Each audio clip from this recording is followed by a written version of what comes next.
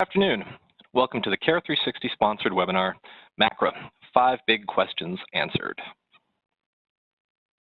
My name is Colby Dix, and I will be serving as your moderator and host today. Our agenda for today is simple enough. We'll dive right into Kelly's presentation shortly, and there will be a Q&A session directly following. Please also stay with us for a brief overview of Care 360's complete suite of healthcare IT solutions at the end. I'd like to extend a warm welcome to our presenter today, Kelly Whittle.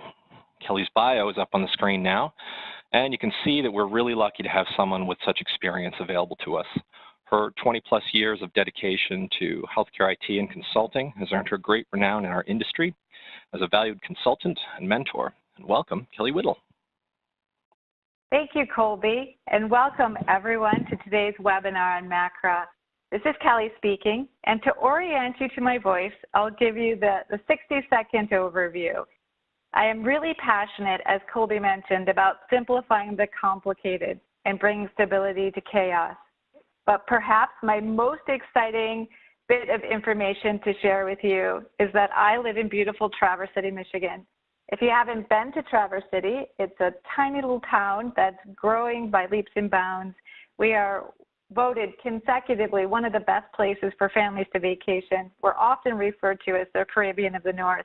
If you haven't had an opportunity to visit us, let me extend a warm welcome. Today, we're going to cover MACRA in a very brief, short amount of time. We're going to cover it by exploring 5 questions. MACRA, as you might know, is 2,400 pages of content, and so we're just going to skim the surface, which will allow me to extend a second opportunity for you to document those questions. Go ahead and start sending them in so that we can get your questions answered. Colby? Very good. Yeah, in our industry, change does, of course, occur regularly, and it's hard not to feel some uncertainty when we're awash with all these endless acronyms that describe nothing short of a labyrinthian process surrounding reimbursement. In today's session, part 1 of 2, we are going to start with that overview of MACRA itself and try to explain it in a way that's both meaningful and useful to you in your practice. In part 2, later on in the middle of May, we'll be taking a deeper dive into the MIPS reimbursement track, which a majority of practices will be utilizing in the near future. But for now, let's begin. Kelly, why MACRA and why now? Thank you, Colby. For those of you that are brand new to MACRA, MACRA stands for the Medicare Access and CHIP Reauthorization Act, and it is not an isolated program. If this is your first foray into the payment adjustment that's happening in our industry, rest assured that CMS is not picking on Part B payments in an isolated manner. There is a broader strategy that is underway. The industry is moving from fee-for-service to value-based care. The goal here is to drive simplification and to align our patients, our payers, and our providers in helping us to achieve better patient outcomes at a lower cost with the improvement of our population's health. You might identify this as what's been commonly referred to as the triple aim. The challenge is that there will be less money to achieve greater outcomes, which requires a brand new business model, which is exactly what MACRA is guiding us through, that transition to the new value-based business model. I mentioned that swirl of acronyms during the intro. We may as well go ahead and address a few of them directly here. We've all become somewhat familiar with MU, PQRS, and VBM to some degree. And in some ways, it feels like MACRA is taking the place of some of these descriptors. Kelly, can you help clarify what it does and doesn't replace for us? Absolutely.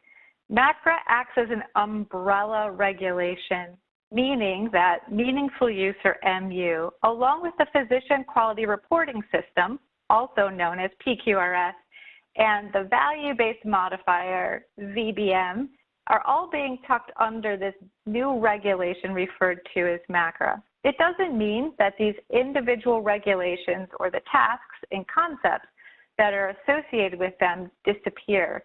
MACRA isn't in an attempt to replace or rewrite those regulations. It acts as a covering to try to simplify and align them. However, MACRA does replace one of the acronyms we haven't talked about yet, and that's the SGR.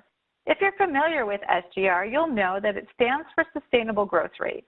This was an attempt by Congress to right-size the Medicare payments for providers. In the green box on the right-hand side, you'll see how the SGR was calculated. You'll see right from the very top that the calculation of SGR was very dependent on the national GDP. In fact, during the 2007 and 2008 downturn, there had to be a rework of the SGR configuration so that instead of it being an actual percentage of the real GDP, it became a 10-year average annual percentage, which is just one of the complicated criteria associated with how much increase or how much decrease was associated with the SGR each year. I think personally it's a good thing that MACRA replaces the SGR. We now have payments that are on a much more stable playing ground. Providers understand before they get started in treating patients what it is they will receive as a reimbursement and what it is they will not. I say good riddance to the SGR. That helps a lot and helps to just put those terms into perspective as well. Another big topic of concern this year in particular is the potential repeal and replacement of the ACA, or Obamacare as it's widely known. Is there a sense that this whole new set of rules are in danger if the ACA is actually repealed? Yeah, that's a great question, Colby, and it's one that gets asked over and over again. For those of you that monitor the industry blogs and news stories, you'll know that this is a repeated theme. The transition from one administration to the next administration always causes some uncertainty, but there was a heightened awareness of what the repeal of the ACA might do to the healthcare industry. We all watched with bated breath, and in fact, many of us slowed down our strategies and our transition plans in an effort to understand what the new administration might do in their repeal and replace of the ACA. It turns out that we're still waiting and watching. There hasn't been a repeal or replace at this point. The key here is to understand that MACRA and the ACA are two different pieces of legislation. The ACA, of course, is the Accountable Care Act, sometimes referred to as Obamacare. That piece of legislation is the one that the new Trump administration is taking a look at. The MACRA regulation is outside of the ACA and deals with the Quality Payment Program. Now, if you're not familiar with the Quality Payment Program, this is the moniker that CMS is giving to the new MACRA implementation. So QPP is an acronym that you should become familiar with. You'll find information when you're doing your research under MACRA as well as QPP. The reason that we feel in the industry that the MACRA regulation is stable and not likely to be influenced by the new administration is for the following reasons. First of all, remember that CMS is interested in moving the industry and the payments from fee-for-service to value-based care. The idea here is that we're going to find ways to provide better care more efficiently to improve the health of our population. When MACRA was up for a vote, it received high bipartisan support from both houses and from both parties. This is pretty unusual in the current environment in Washington, D.C. As you know, there's lots of conflict and disagreement between the parties and between the houses. However, MACRA received favorable support from both. In addition to that, the MACRA regulation is separate from the Patient Protection and Affordable Care Act, and so that's the Obamacare piece. The two aren't connected. Third, MACRA is designed as a payment reform. We're really honing in on how do we drive efficiency in the industry, and without the MACRA regulation, there's definitely a gap or a space in helping the industry to make that transition. That makes a lot more sense there as well. And so then, if we indeed go ahead and assume that MACRA is here to stay for a bit, that being the case, what are the key dates in the near future that we need to be aware of as it's rolled out? That's a great question. I love when I think about the MACRA regulation, finding ways to simplify the over 2,400 pages of detail. The first thing in taking a look at that document was to determine how long did the regulation define activities or tasks that are covered in the document. And I can tell you it's about 9 years. So starting in January of 2017, all the way out into 2026, there are detail and provision associated with a MACRA regulation. So obviously, when we look at our timeline that we're providing you today, we're talking about just a narrow timeline associated with the beginning of the MACRA regulation, really honing in on what CMS is referring to as the transition year or the year of 2017. So we began our MACRA regulation in January, on January 1st. The first year of reporting follows the calendar year, so it's very logical. We're going to go from January 1 all the way through December 31st. In that time frame, groups of 25 or more providers that wish to use the CMS GPRO data submission process must register. So that happens on June 30th. So if you're part of those large groups, make sure that you log into GPRO, you get your registration, and you identify your providers by the end of June. Now, let me pause there for a moment and say there's no worries if you're a group that does not wish to use GPRO. There are other ways to report. So think strategically about whether you need to use the GPRO website or not. There are other ways to send in your data and to be compliant. It's just one of the options. Now, once we finish the calendar year and we have all of our data and we have all of our strategies completed for the 2017 year, CMS gives us a 90-day window, that first quarter of 2018, to actually submit our data. So March 31st of 2018 is the deadline for that first year submission. And of course, true to fashion, CMS loves to work in a prospective approach to payment adjustments. What you do in 17 will impact your payments in 2019. So whether you avoid a penalty or earn a bonus in the first year, you won't see those adjustments until 2019. And again, this is just a short snippet of what's happening under the MACRA regulation. The regulation covers over 9 years of detail. This is your very first year detailed on the timeline. Well, that's great, and it certainly actually alleviates a little of that sense of urgency, you know, the sense of a transition year certainly being rather key to that. Perhaps the most important question today for many in our audience relates to a sort of anecdotal, what's in it for me kind of question. Kelly, a lot of our outreach has shown that physicians and practices are concerned primarily with minimizing the strain of this new system on their day-to-day workload. Can you offer a few tips perhaps to help them to prepare without having to completely change their workflow? Yes, absolutely.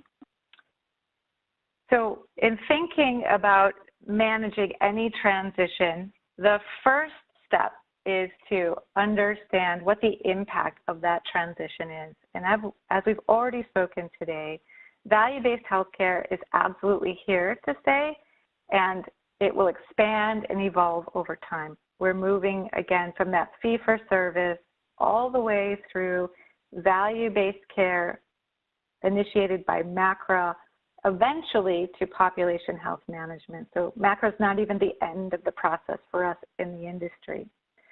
So to start to develop a strategy on how to manage your MACRA-based strategy, understand exactly where your current operations will be impacted by the regulation and the analytic capability. MACRA requires not only that you identify and track quality-based measures, you have the latest technology, and that technology is 2014 CERT or 2015 CERT in your EHR, that you provide some engagement activities and operational improvement activities. It's one of the pieces of MACRA, specifically under MIPS. And then number 4, as we move into 2018, we'll be looking at efficiency. So that's the cost of doing care. When you think about your current analytic capabilities, do you have the ability to do the basics? Do you have the ability to identify quality-based measures and do the analytics associated with those measures? If you don't, the second step to preparing your practice is to begin to identify where you have those gaps. Where are there process gaps, operational gaps, and clinical documentation gaps? Think pretty broadly about your current state operations to give yourself enough of a view that you can develop a strategy on how to remediate any identified gaps. The third step is to create that action plan. So now that you've done your current state, you understand your current capabilities, you've identified your gaps, what needs to take place so that you can become compliant? And I love to write these down, whether you use a notepad or an Excel spreadsheet. Identify what those individual action steps are. Make sure you assign it to a responsible person and identify a date that's associated with completing the work. This will keep you on track and moving forward in a productive way. And then finally, if you are questioning what the MACRA impact is and you need to understand at a more detailed level how the operational changes associated with MACRA are actually aligning with your current state of operations, I recommend that you find a strong partner that has the skills and knowledge to help guide you through that strategy development. And there are all kinds of resources in the industry, no less Care 360 as one of those strong resource partners. Make sure that as you partner, you get clarity on your questions so that you don't undertake any unnecessary risks and inadvertently sustain losses. If you don't take action in 2017, you will receive a 4% penalty in 2019, and that's pretty significant. It sure is. Thanks so much, Kelly. This was, really nice and concise in terms of the webinar. What's something we're really happy to be doing right now when all this is very much top of mind. We definitely always appreciate your insights. And I, for one, am already looking forward to part 2 and exploring MIPS in more detail as well. For now, we're going to transition into the question and answer portion. And just as a reminder, if you're watching WebEx in windowed mode, on the right side, there's a Q&A box where you can type in your question and hit send. And if you don't see it, click the Q&A icon on the top right to make it appear. And similarly, if you're in full screen mode, there's a Q&A button within the controls at the top of your screen. And please do stay with us after the Q&A for a brief presentation of Care 360. Kelly, we do already have a couple of questions that came in, actually. One, if you don't mind, is I have a very small practice and only see about 50 Medicare Part B patients per year. How does MACRA affect my practice? I think that refers to, there are some limitations for smaller practices in terms of MACRA, their necessity to report. Can you comment on that? I sure can. That's a fantastic question. In an effort to help transition MACRA into an operational practice for the industry, the legislators have identified a pick your pace approach to the transition. Now, CMS has estimated that most eligible providers will actually fall under the MIPS portion of MACRA. And if you're not familiar, MIPS stands for the Merit-Based Incentive Payment System. It is the area of the law that allows you to pick your pace. And there are 3 levels of pace picking. You can pick a test pace, which allows you to submit 1 quality measure or 1 improvement activity. There's the partial pace, which allows you to hone in and do 90 days of reporting. And then there's the full pace, which allows you to do 365 days of reporting or the entire year of reporting. Once you've identified your desired pace, you'll need to confirm that you're actually eligible as a clinician under the MACRA law. And so those that are seeing a very small population of Medicare patients Medicare beneficiaries, or if you're billing Medicare Part B payments in a small amount, you'll want to make sure that you're meeting the thresholds. And here are those thresholds. In order to be eligible to participate in MACRA, you need to bill Medicare more than $30,000 a year and serve more than 100 patients. Anything below that, below either $30,000 a year in billings or fewer than 100 patients, means that you can skip participating in MACRA this year because you are not an eligible clinician. Colby? Excellent, yeah, and I think that answers a couple of other questions I have in here. One was a bit more specific to are one doctor clinics obligated to enlist by June 2017? And I think the answer to that you kind of already hinted at, and it's not necessarily based upon the single doctor so much as their patient load. Is that correct? So yeah, let's step back and clarify the June registration. Eligible clinicians do not have to register for MACRA unless they are choosing one specific way of reporting data, and that is only for groups of 25 eligible clinicians or providers and larger. So these are for very large groups. If you plan to use the group practice reporting module that is established by CMS, that's GPRO portal, then you need to register. If you are not a large group and you do, or even if you are a large group and you don't plan to use GPRO, then you do not register. So only one type of group needs to do any registration. Everybody else will just develop their strategy, work through the process. At the end of the year and into the first quarter of 2018, at that point, you will begin to submit data.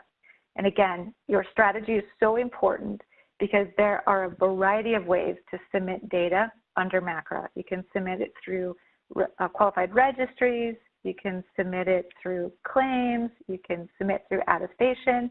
So make sure that your strategy is aligning with your pace and the desired outcome for your program. And I know we don't have an opportunity to go into every single detail.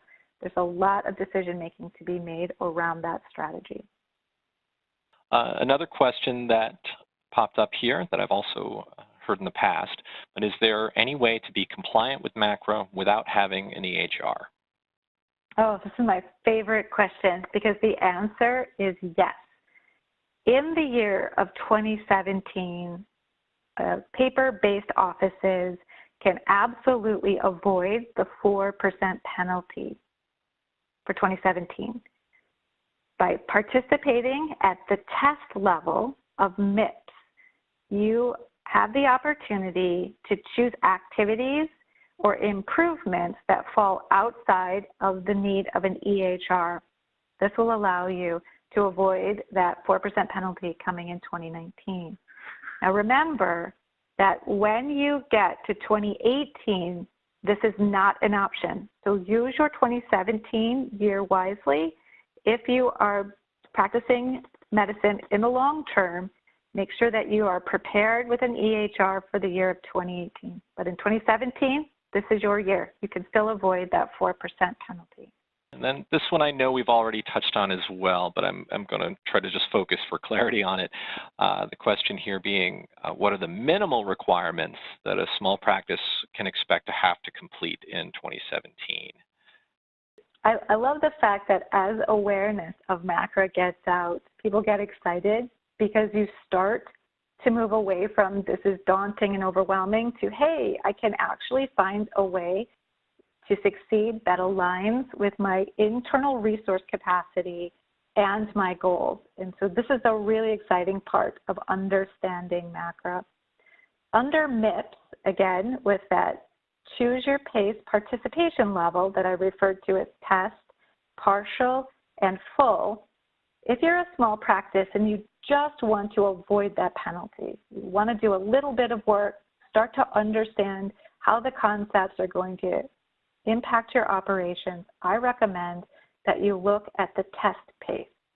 It requires that you share data on one quality measure or one improvement activity or 4 or 5 advancing care information measures. And now those performance categories, quality and improvement activities and advancing care information measures, these are the categories that you will be scored on this year. But under the test pace, you only have to choose one of them. So a perfect example is if you are still in a paper-based or your paper-based environment, or you're just working on getting an EHR, a perfect approach to being compliant in 2017 is to participate under test and to take a look at the improvement activities. You need to find one improvement activity that you're committed to implementing in your practice, and there are over 90 of them to choose from. By processing that implementation or improvement activity and responding to CMS in the right attestation form, you actually can avoid the 4% penalty. So it is very doable this year.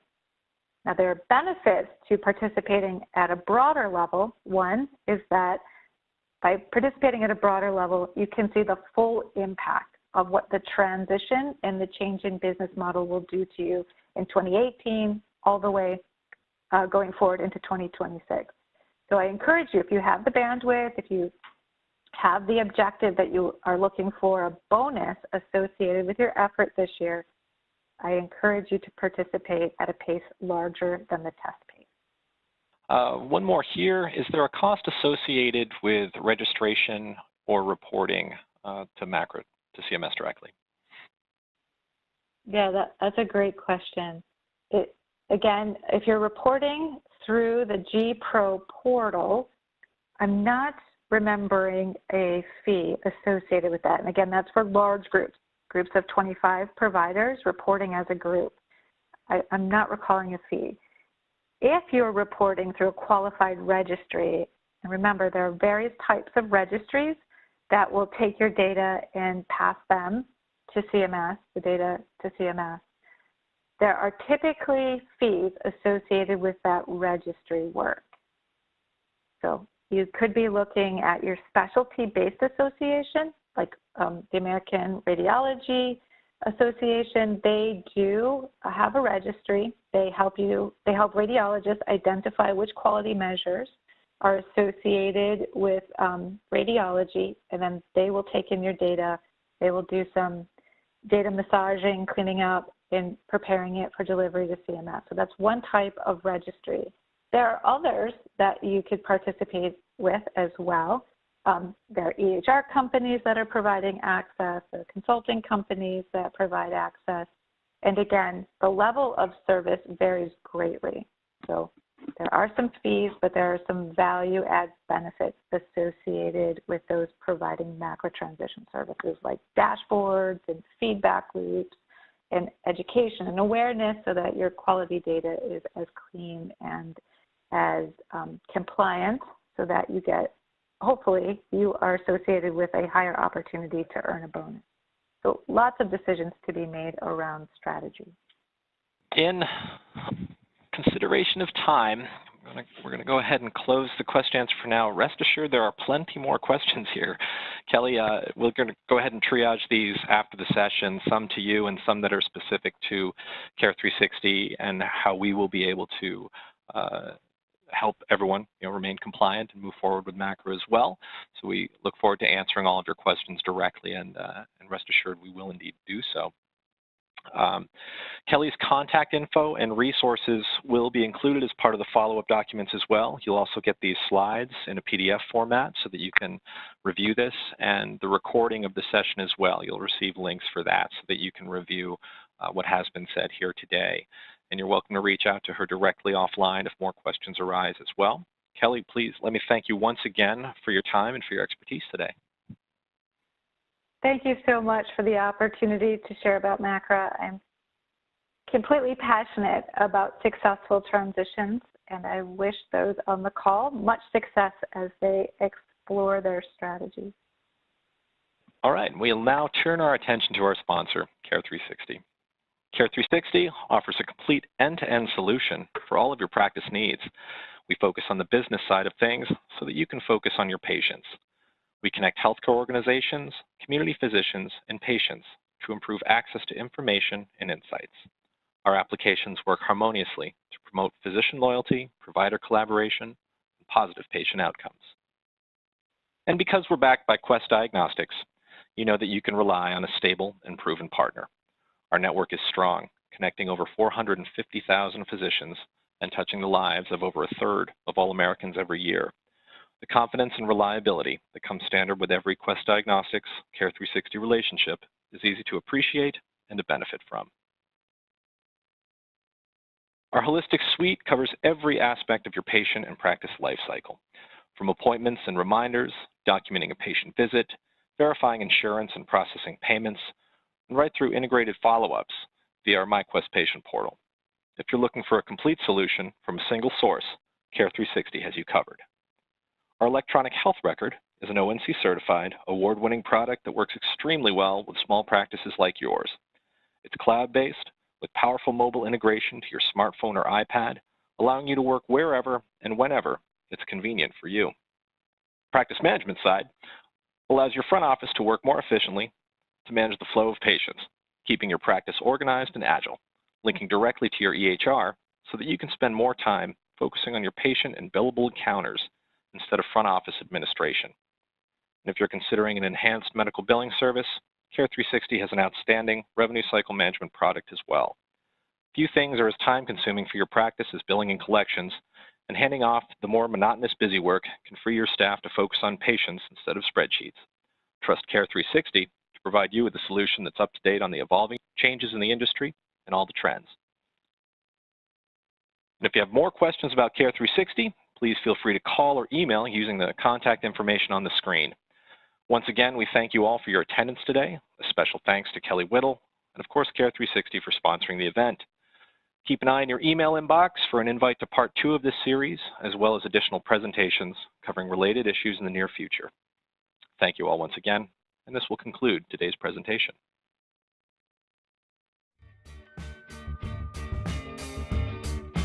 Healthier outcomes are now easier to embrace. We know you run a busy practice, and efficiency is top of mind. Discover 360 degrees of connection and support. Keep your practice on solid ground with a cloud-based EHR. Care360 offers a full and fully mobile EHR that helps keep medical practices efficient and profitable, while connecting to the larger healthcare community. Join the network of over 300,000 Care360 providers in 90,000 locations and connect to other healthcare providers as well. Coordinate care to and from anywhere. Care360 integrates providers and technologies across sites and care settings, while seeing and sharing the bigger picture. Care360 allows you to send patient information using the CCDA industry standard format, accept information from other providers, and access extensive patient lab histories to help optimize care. Meet meaningful use requirements. Care360 EHR is ONC certified to qualify for meaningful use, while exchanging data simply and securely. Physicians collect and share data with other EHR users to meet industry requirements with Care360 Data Exchange. And with new Care360 Revenue Cycle Management, you can maximize collections and revenue. Care360 provides you with a team of billing experts to take complicated billing issues off your plate, allowing you to focus on what matters most, your patients, while reducing your administrative burden. And that means more time with patients. Care360 also offers many other great advantages. Boost patient engagement and compliance with MyQuest. Patients can view and share vital health information with their healthcare providers. Elevate patient conversations with interactive insights. Enhance lab results with diagnostic insights, accessible in Care360 and to patients through the MyQuest patient portal. That's 360 degrees of connection and support, and healthier outcomes for all. Care360.